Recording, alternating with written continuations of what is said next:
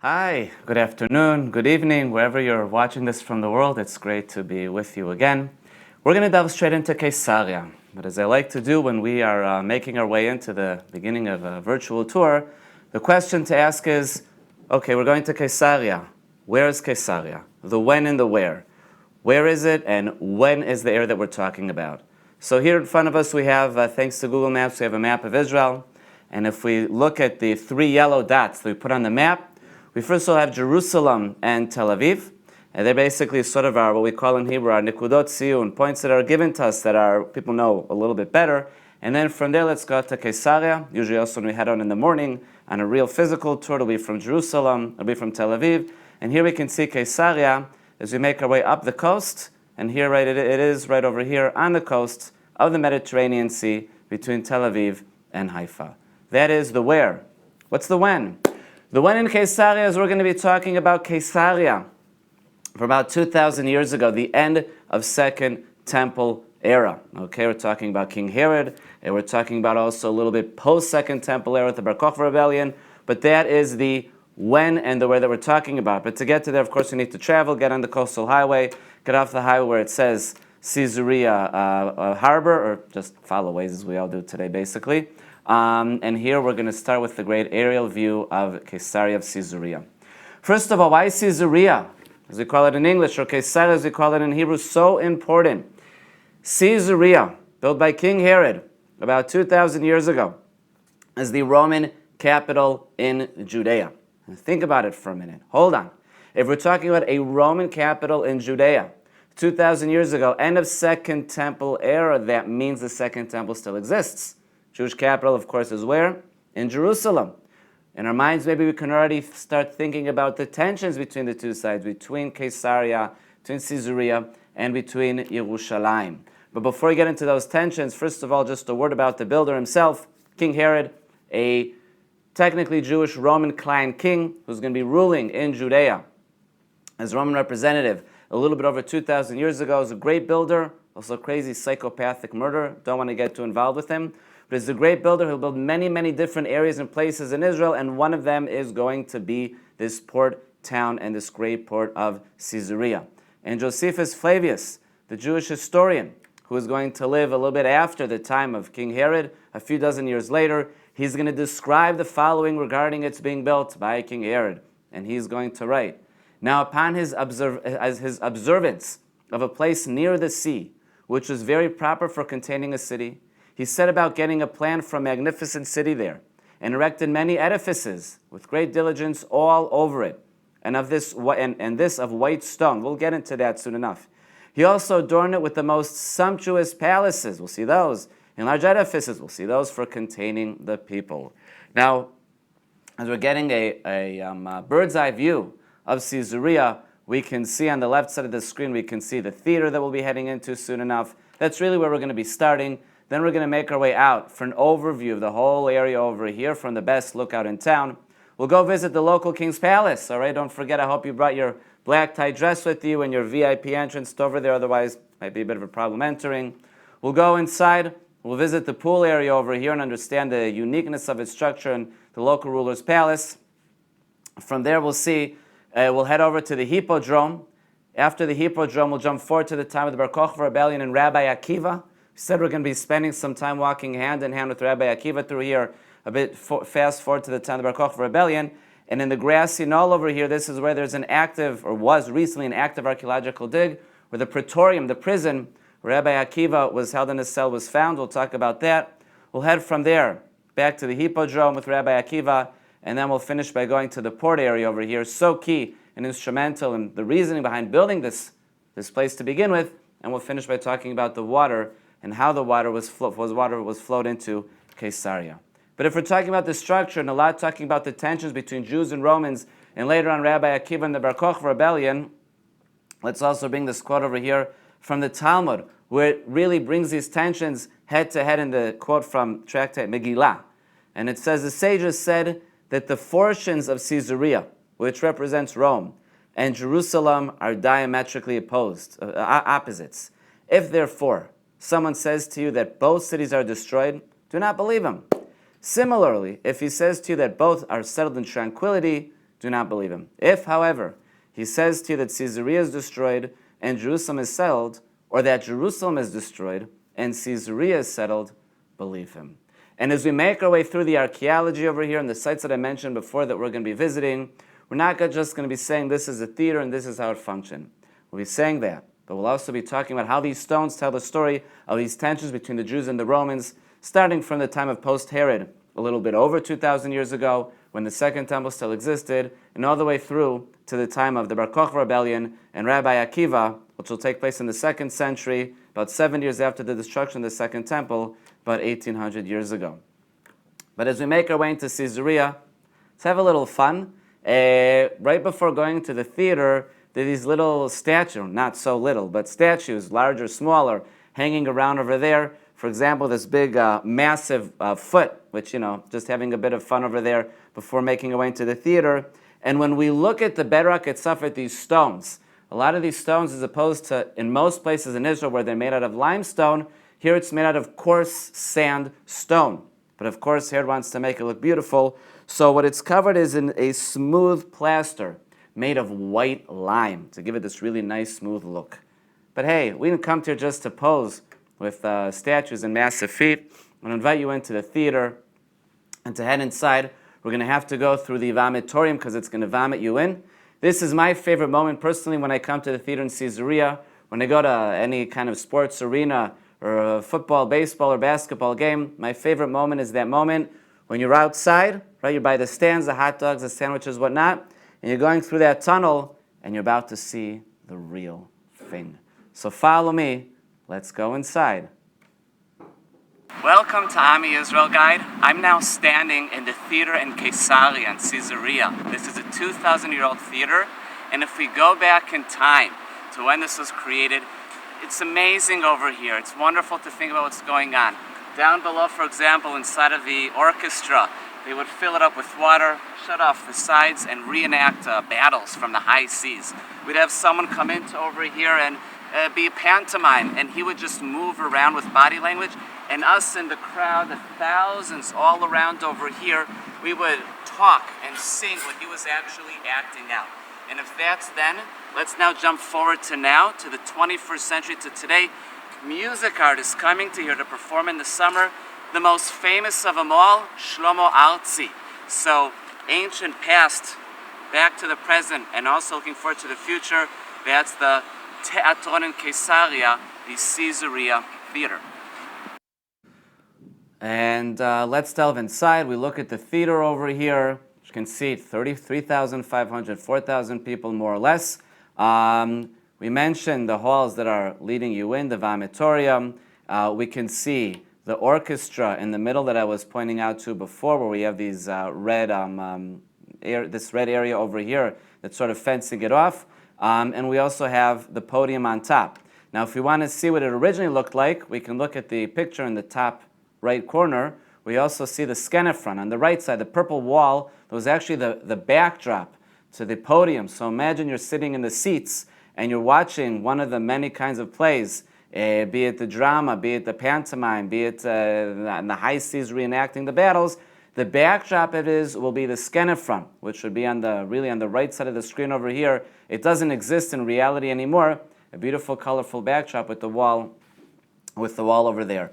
A little hot, a little rainy. Don't worry, retractable domes aren't just for arenas today in modern day sports, but also back then you had the vellum on the top that would basically, they could open it up and it would cover the theater up over here, and it would protect you from the sun or from the rain. By the way, originally the theater had another whole third section, because if you look at the seats today, you have the bottom section, the top section.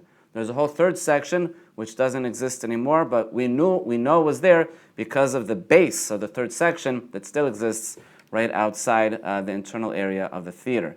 And if we said that we're going to talk today also, of course, not just about the archaeology, but we're going to bring the stones to life, telling the story of the tensions between the Jews and the Romans at the time, let's go back a little bit to post-Second Temple, around First, Second Temple era, and we'll talk about these tensions, also amongst conversations the Jews themselves regarding the Roman presence over here. And here it goes. Rabbi Yehuda ben Garim sat with them, and Rabbi Yehuda opened and said, "How fine are the deeds of the Roman nation! They set up markets, they set up bridges, they set up bathhouses. Rabbi Yossi was quiet. He doesn't respond. But then you have Rabbi Shimon Bar Yochai, who's going to answer and say, all that they set up, they didn't set up except for their own needs. They set up markets to place prostitutes in them, bathhouses to pamper themselves, and bridges to take taxes from them. So we're starting to see the tremendous amount of tensions over here. I mean, again, do you come to the theater? Do you not come to the theater? To come to the Hippodrome that we're going to go to later on? Do you not go to there? We'll talk about that a little bit. And that's very much built in the tensions over here. And just to get a bit of more of a feel of the theater, this was taken from the orchestra. And we can see the seats that are set up for a show that's about to take place. Some of the stones that they're sitting on are original. When you look at the orchestra itself, some of the stones are really original from close to 1900 years ago. The seats themselves that we're looking at were built up recently. They're not original. When walking around, you can see some of the remains a little bit still within the orchestra area are original. And this is just having fun over here, a group that I happen to be guiding. They were doing a show from school, which was a lot of fun. By the way, the orchestra that I'm standing on top of, all right, the stones that are simply on the bottom of the screen right now that the chairs are sitting on, you need to realize this is the 14th layer above the original layer that was built by Herod when Herod builds the theater in the 1st century before the Common Era, a little bit over 2,000 years ago. There are 14 layers. If you dig about 5 feet, 1.5 meters deep, you'll get to the original layer by King Herod. And you can't go to Caesarea without going to Shlomo Artzi concert, very famous Israeli music artist for the last, feels like 500 years, last 50 years.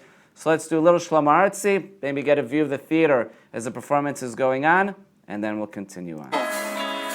אני זוכר שצעקתי הצעקה שלא שומעים כל אחד והסיפור שלו אני בטוח שהאהבה נמצאת עוד איפה שהוא שם היא אהבה את ליאונרד כהן כבר בהתחלה רק צעירים מכורים לאהבה כזאת הנה הם הולכים לרקוד דנס בדיסקוטקים של הלילה אז תרקדו את השיר שלי עליה.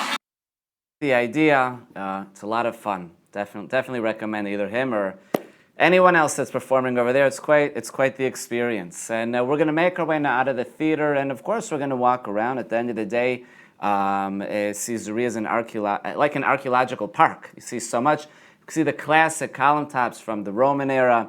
We have 3 different kinds. We got the flat top, which is called the Doric top. We have the kind with the curls on the side, as I like to call it, the Ionic column top. And we have the most beautiful, here on the left side, the Corinthian column top, which is in the shape of the acanthus leaves, the acanthus bush. We will also see a lot of our sarcophagi. I want to say one is sarcophagus and plural sarcophagi, but we're talking a lot more. Anyway, so we can see one of the many sarcophagi that are in the area. And a lot of them have very interesting shapes that are etched into them, such as, for example, on the side of the top of the sarcophagus that we see over here, is the face of the Medusa, this mythical figure with venomous snakes coming out of its hair. Don't want to deal with that, no thank you. But it's really beautiful art to see as we're making our way around. But we're going to continue walking, and we're going to get to the best viewpoint in town. Okay, we walked out of the theater. We're actually looking north. And as we're looking north, we can see most of what there is to see in a nutshell from this view over here. We can see the palace, the local ruler's palace, that we're going to be visiting soon enough. We can see the area of the Hippodrome, okay, that we're also going to be spending some time over there. We have the bathhouse and the card on the top right corner. We'll also be spending there some time. And in the further distance, we have the port, which is the whole reason that Herod built this place to begin with. He builds it as a massive port. Import, export, a lot of money involved over here. So again, though, be Herod or Pontius Pilatus or one of the other local Roman rulers, now's the time to visit him in his palace. I hope you brought your black tie dress, your special suits, your VIP entrance, because they can be very not nice if we come unprepared back then. But here we go. We're going to go into the palace, and not only do we have a palace, once we put our luggage down, we're in our rooms and whatnot, taking it easy. Pool time, right? So let's go see how we have the pool. Excuse my finger that got stuck in the corner of the screen. I apologize. We can see the pool over here. That's part of the palace. That is fresh water, built right alongside the Mediterranean Sea. As we're twisting around, we're going to also get a view over here of the palace itself. Now, if I control the movement here. Hold on a second. I want to go back again. See, here we go. We're looking at the area of the palace. We can see the columns running around the area of the palace. Originally, it'd be filled with rooms. It wouldn't be open like we see today, different rooms we'd be spending our time in. And if I go back again, we can see the pool. And when you come out of the pool also, you can see that there are some mosaics. You're on rough ground to step your feet on. You're coming out of the pool today, you step on a towel or something like that. You don't want to slip, you don't want to fall. So you have mosaics to roughen the ground. And now that we spent some time twisting and turning, let's talk a little bit more about what's going on over here. First of all, as we enter into the palace over here, it's very cool to see in the top left corner, we can see there's a coarse sandstone, or actually a replica of the original that was found in the theater. And the replica says Pontius Pilatus, the prefect of Judea. Don't forget, Caesarea was the Roman capital in Judea over here. We're in the palace of the local Roman ruler. And Pontius Pilatus, his name sounds familiar, he was the prefect over here, basically the local Roman ruler who's going to sentence Jesus to be crucified. So that'll be found in the area over here. So have Paul that'll be later be brought over here, one of Jesus' disciples, and put into prison before being sent off to Rome and being crucified. But we're sticking more to the Jewish narrative over here and the Jewish stories, and one of the many dramatic events that'll take place over here. And again, I'm reminding you, this is the pool of the fresh water that's sort of at the edge of the local ruler's palace. It's right on the waters of the Mediterranean Sea. This is the area of the palace itself. One of the more dramatic events that will take place will be by Pontius Pilatus when he makes a decision to bring Roman standards into Jerusalem, into the temple. Now, can you imagine, we're talking about 1st century, Second Temple still exists. We're living in Jerusalem. I mean, it's obviously you don't bring statues into the temple. And the Romans show up and put them in the temple, and here we are, residents of Jerusalem. How are we going to react to this abomination? So we're going to send a delegation. I mean, Jews will gather together. About 5,000 Jews, according to the description of Josephus Flavius, 5,000 Jews will make their way over here to the palace. And for the next 5 days, they're going to stand outside the palace, and they're going to demonstrate against the ruler, saying, listen, we want you to get these Roman standards out of the temple.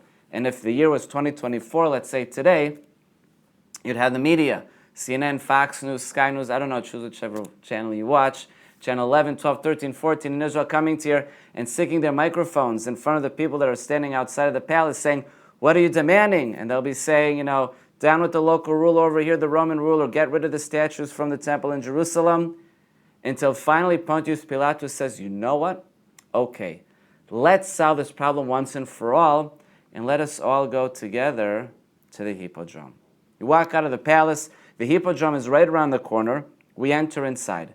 And before we go back to our story and figure out what happened in the story, what is the Hippodrome? Where are we? So the Hippodrome is a built-in part of one of the many generic things that Romans will build in their cities. All right, every Roman city or town will have a theater, they'll have a cardo, decomanos, we'll get to it in a little bit, they'll have a Hippodrome, classic. And it's a place we have horse racing at the end of the day. Now we're standing at the other end of where the horses would start their racing from. If we take a look at the picture down in the bottom in the middle, we're standing on this end, in our case the southern end. The horses would start in the Caesarea Hippodrome. They're racing from the northern end over here. See, we even see a picture today. You can see sort of a frame of the horses. It's cute. This place would be packed with about 10,000 people in seats. We can see some of the example of the seats and the beautiful frescoes along the side. Seats running along one side. They used to also run along the side of the sea. They don't anymore because of the waves and storms that came through over the centuries and destroyed them. We have 10,000 people jam-packed over there.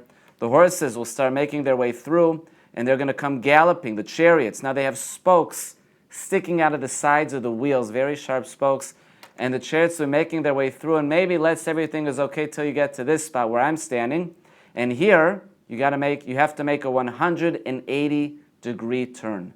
Now imagine, and if you've seen the movie Ben-Hur with the race, you might see it in your head, but imagine these chariots coming. You have several of them. They're twisting around at 180 degrees. They have the spokes sticking out of their wheel. It's not a pretty sight. That's for sure. Do Jews come and watch what's going on over here? Look, again, we go back to the question of the tensions and that we were speaking about before in the theater. Are you Rabbi Yehuda ben Gerim, who's sees the Roman culture over here in a more positive way? Are you Rabbi Shimon bar Yochai, who sees the Roman culture in a more negative way? Let's maybe talk about the other events that happened over here in the Hippodrome, gladiator fighting, and you did have Jews that were involved in the gladiator fighting at the time. Now, what happens is when the gladiators fight, when finally one is on top of the other and he's about to kill the guy that he has down on the ground, he doesn't kill him out of his own free will. He'll look up into the stands, at the local ruler, who will give him either a thumbs up to let the person live or a thumbs down to kill the person. But he also won't necessarily make the decision on his own. Who's he going to turn around to? He's going to turn around to the crowds that are all around him.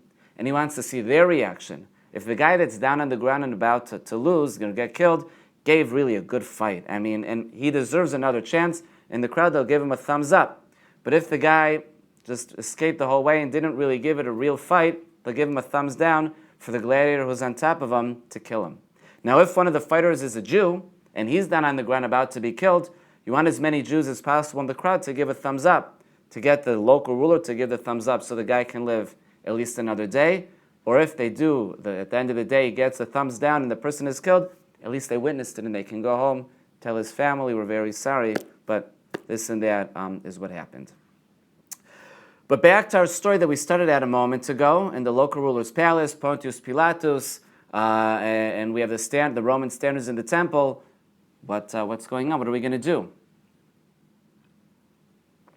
It's a little hot here in the theater in July, in the Hippodrome, July, August. You gotta drink a bit. Look, if we imagine that day, place is packed. About 10,000 people are in the stands. Pontius Pilatus gathers all the Jews that came to demonstrate against him into the Hippodrome, and he says to them, "State your case." And they say, Josephus Flavius describes the story. I'm just doing it in a bit of a more picturesque way in the story, but this is his story that he tells. He says, the Jews will state their case, get rid of the standards. At which point, I can almost see Pontius Pilatus doing like that with his finger, and Roman soldiers who'd been standing behind the scenes that people hadn't seen come out with their hands on their swords. The swords are in the sheaths, and the Jews are standing there. The Romans are standing over there, and Pontius Pilatus says to the Jews again, how much are you willing to pay in order to get rid of the standards? And the Jews stick out their necks and say, we're willing to die for it. And I can imagine the silence in the Hippodrome. You could almost hear a pin dropping at this point. The soldiers are looking at everybody down there. The Jews are looking at the soldiers. The people in the middle are standing around. At which point, Pontius Pilatus says to soldiers, I want you to step down. No one is getting killed today. I will take the standards out of the temple in Jerusalem. So this is one classic example, really, of the tensions between the Jews and the Romans and how they played out. They didn't always play out to the Jews' benefit. In this specific case, though, they did.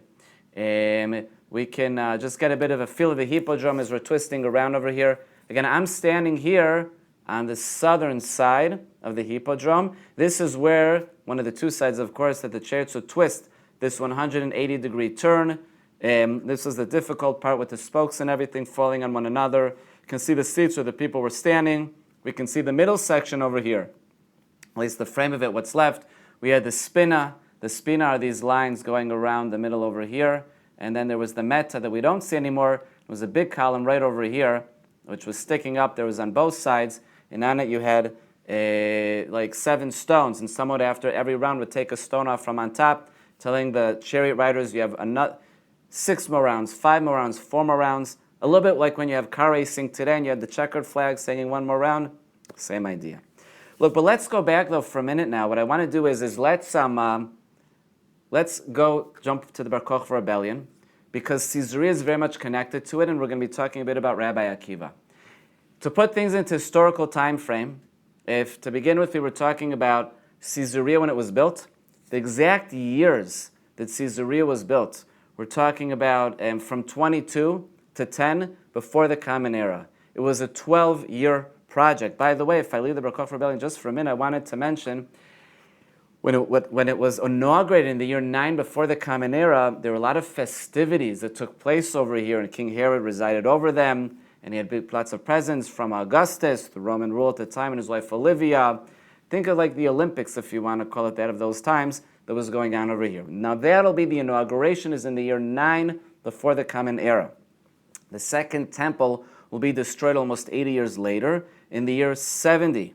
The Jews are still hoping after the destruction of the second temple that a third temple will briefly be rebuilt. Okay, because the difference in time between when the first and second temple was destroyed was 70 years. So if the second temple was destroyed in the year 70, we're hoping, can be optimistic that within 70 years, the third temple will be rebuilt. And there was hope. There was hope going into the second century that Hadrian Caesar, the Roman ruler at the time, would rebuild Jerusalem and rebuild the temple, and how the hearts were broken of the Jewish population when Hadrian Caesar decides to do the exact opposite. And not only does he not rebuild Jerusalem for the Jewish people, he's going to build it as a pagan Roman city. He's going to call it Ilia Capitolina.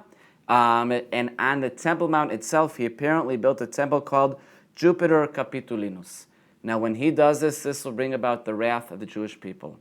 Some will rebel, not everybody. Some will rebel in what's called the Bar Kochva rebellion. Bar Kochva is going to be the physical leader, and Rabbi Akiva is going to be the spiritual leader. To give exact years, to help this historical time frame, the years of the Bar Kochva rebellion are the years 132 to 135 of the Common Era. Now, how are you going to rebel against the mighty Roman Empire when you don't even have an organized army? And the answer is guerrilla warfare. You're going to build tunnels beneath the ground. Now, what we can see over here in the map on the top left corner, we can see a map of the area of Judea. What it says in Hebrew, on the right side on the east is Jerusalem and Hebron, that's on the east side. On the left side, on the west side, we can see Kiryat Gat and Rehovot. Okay, now Rehovot obviously is a new town; it didn't exist, and it's just giving the towns of today to give us a bit of a geographical location. And what we can see are many, many, many red dots, and we're talking about going up from the coastal plains into the Shfela, into the Judean hill lowlands. And over here, you're going to have every red dot symbolizes a different tunnel built into the ground for this guerrilla warfare, because the Jewish fighters knew that they will not succeed in fighting against the Romans face to face, but in guerrilla warfare, popping up from underneath the ground, that'll give them a chance. Now, Cassius Dio, a Roman historian, is going to write the following regarding this. He writes, and by the way, every time I read a quote, you're more than welcome even to read out loud at home along with me. Just makes it more interesting, I think. The Jews did not dare to fight face to face with the Romans. They positioned themselves in comfortable areas in the country and strengthened them with tunnels and walls. This so they could use them as shelters in times of distress and maneuver covertly, one towards the other beneath the surface. They drilled shafts to the underground pathways for air and light. And all of this was going on and on and on. When this was going on and when the preparations for the fighting was going on, there was such solidarity, apparently, amongst the Jews that the Romans knew nothing. There were no spies amongst the Jewish side. Again, not to say that everybody agreed with the rebellion. If you learn a little bit of history, not everybody agreed with it, but no one said anything to the Romans. And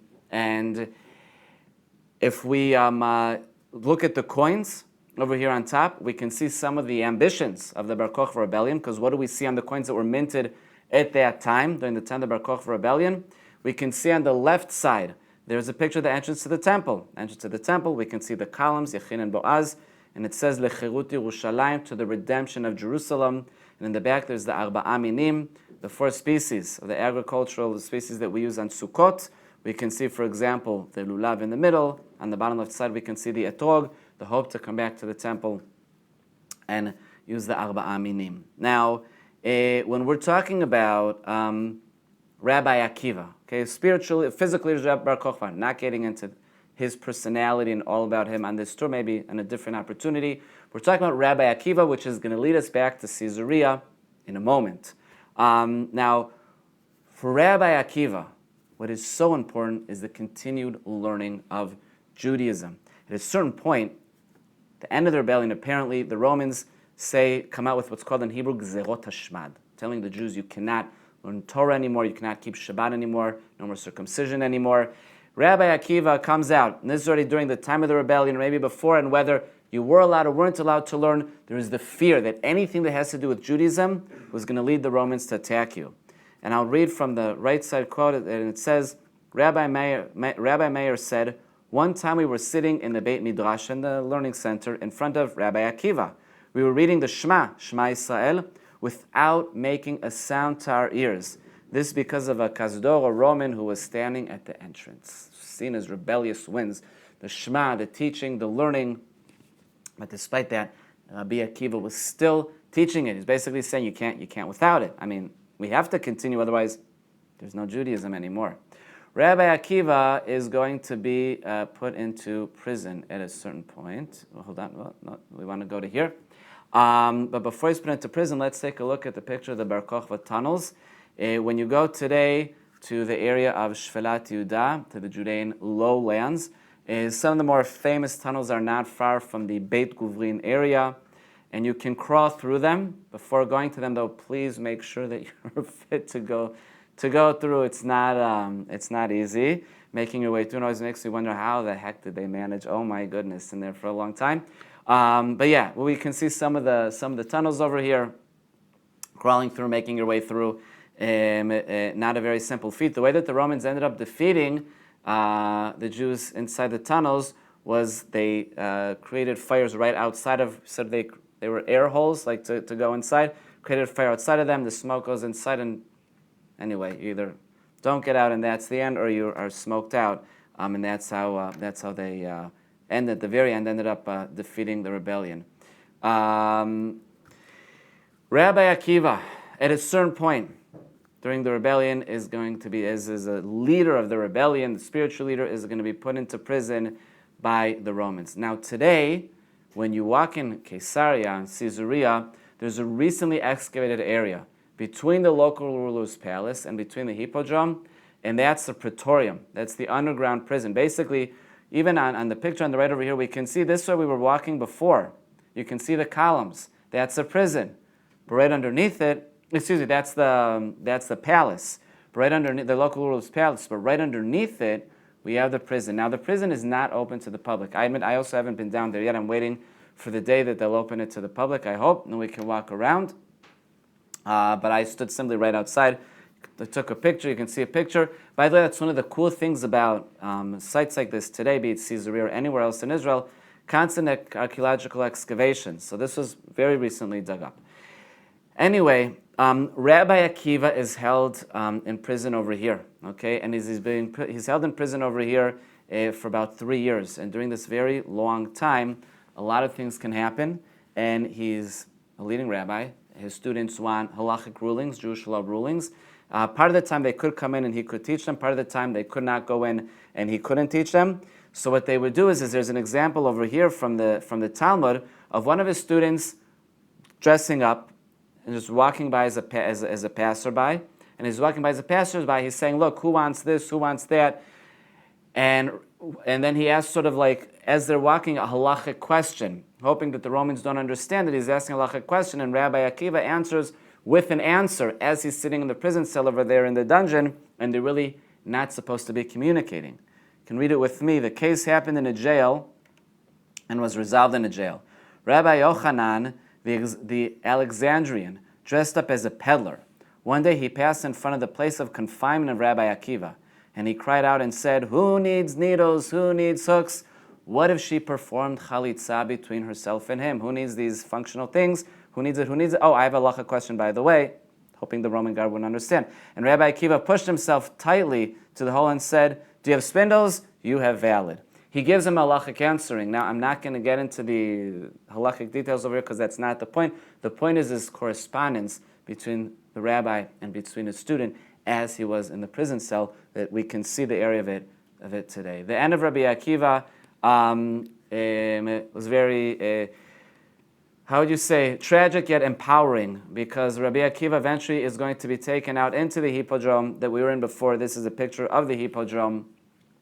And as he's taken out to the Hippodrome, the brachot, tractate brachot from the Babylonian Talmud, is going to describe how the Romans are raking him, his flesh, and killing him that way.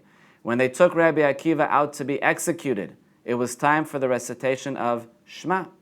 And they were raking his flesh with iron combs, and he was reciting Shema, thereby accepting upon himself the yoke of heaven. His students said to him, "Our teacher, even now, as you suffer, you recite Shema."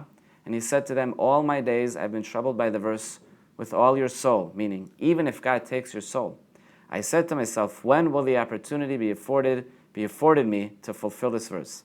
Now that it has been afforded to me, shall I not fulfill it? He prolonged his uttering of the word one, echad, until his soul left his body as he uttered the final word one, echad.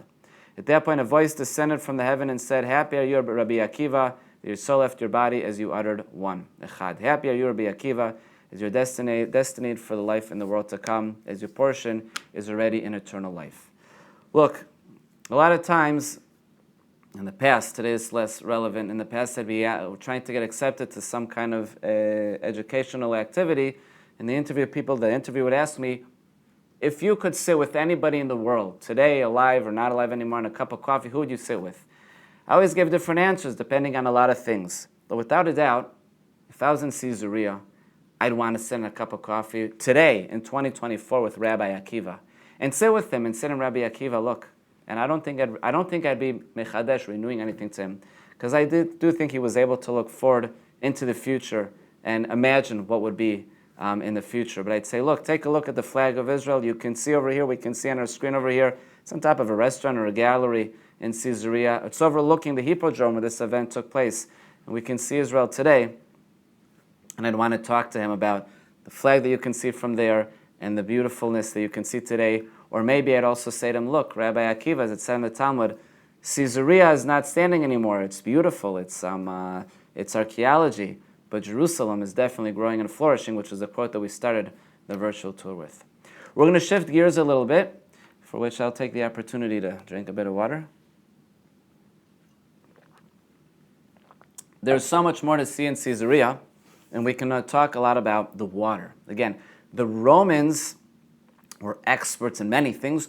One of the things they were experts with were conquering nature when it comes to water. You don't need to build your structures right next to the local spring anymore, or next to the river.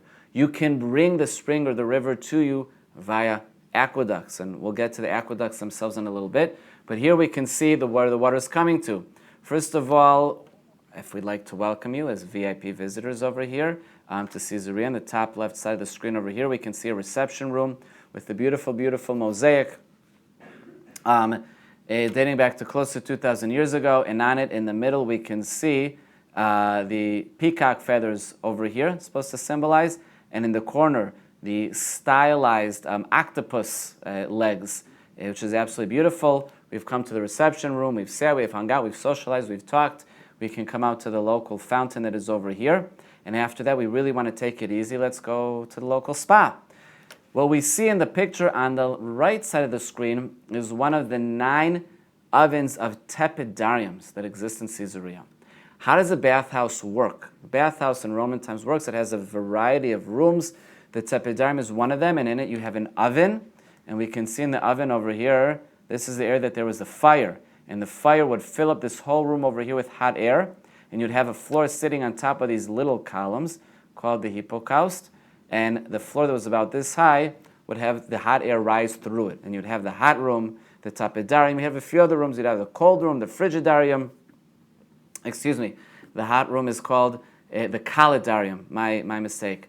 9 kalidariums with ovens. The tepidarium is the warm room. And you also, of course, have the cold room, the frigidarium. So you'd have a wonderful experience. But again, if we're still talking about the tensions between the Jews and the Romans, maybe we can meet the grandfather of the figure who are going to be meeting next week. Next week, we're going to be meeting Rabbi Yehuda Hanasi in Tzipori and in Beit Sherim, all right? Who's the head of the Sanhedrin. We'll talk about what the Sanhedrin means next week.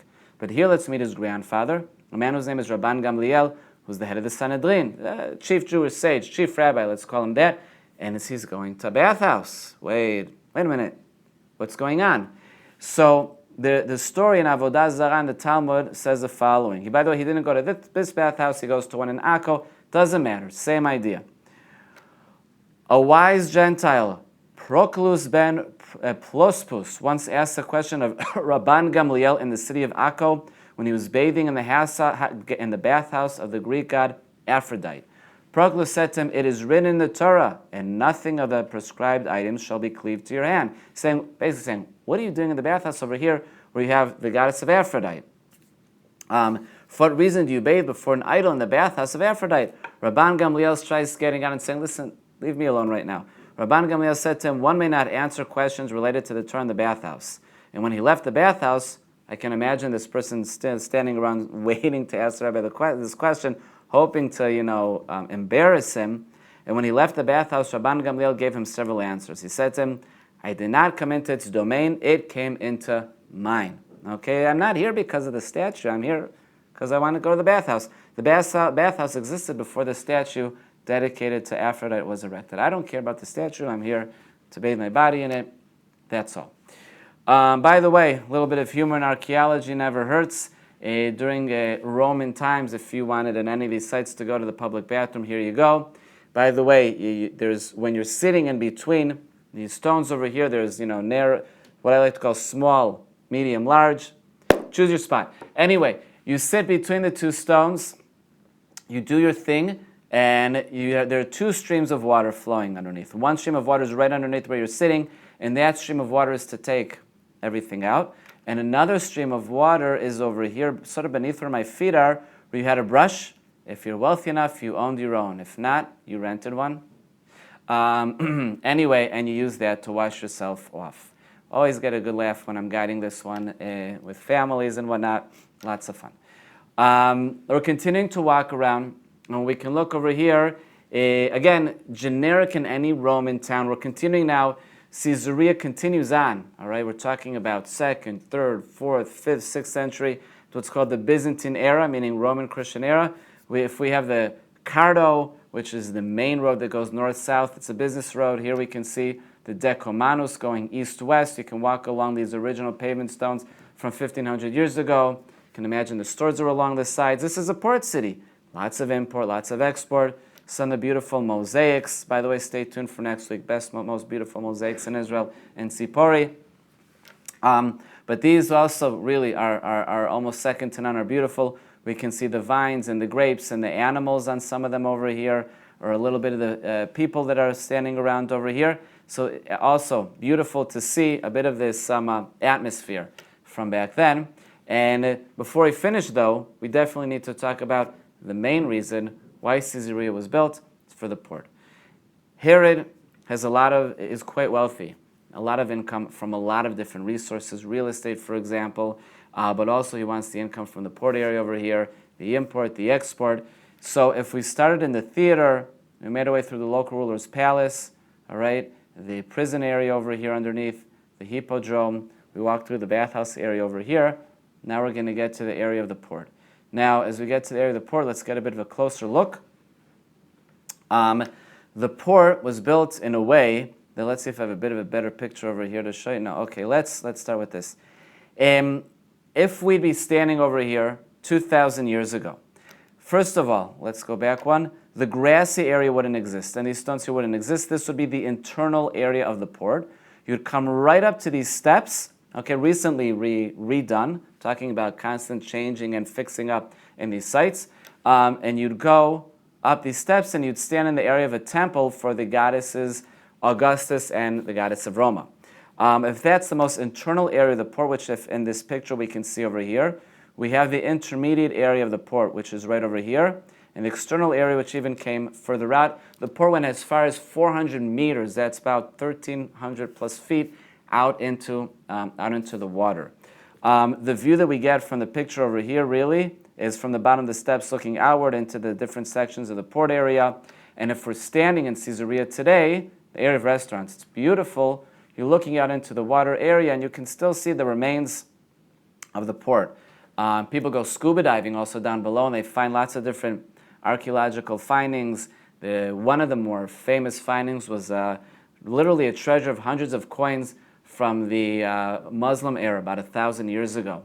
but I think recently they found a statue of Hercules down there.